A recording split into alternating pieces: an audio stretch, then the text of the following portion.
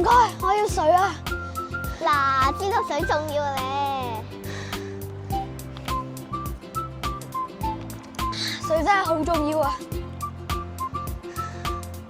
澳門係一個自然資源十分之缺乏嘅一個地方，水資源更加之嚴重。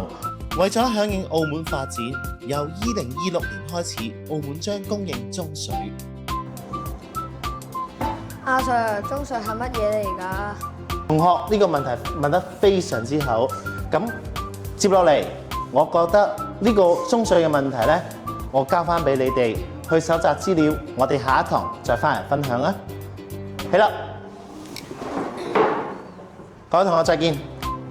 唐 Sir 再見，謝謝唐 Sir。我哋而家分享一下中水資料啊！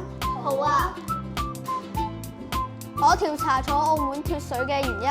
澳門地少人多，地形大多數是山丘，自然水資源有限，儲水嘅地方好少。我哋嘅氣候唔穩定，加上水污染嚴重，簡直係雪上加霜啊！我都知道啊。隨着人口增加，水庫嘅水根本就唔夠用。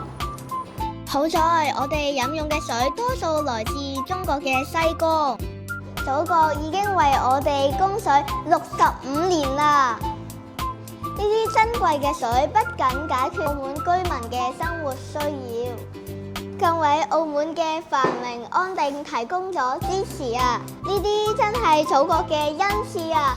多謝偉大嘅祖國啊！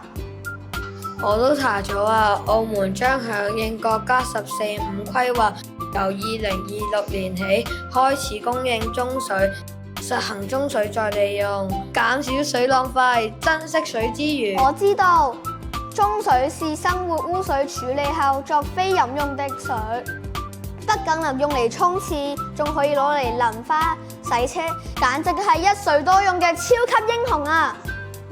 雖然我們祖國為我哋提供優質嘅食水，但係我哋飲水要思源，接水先係王道。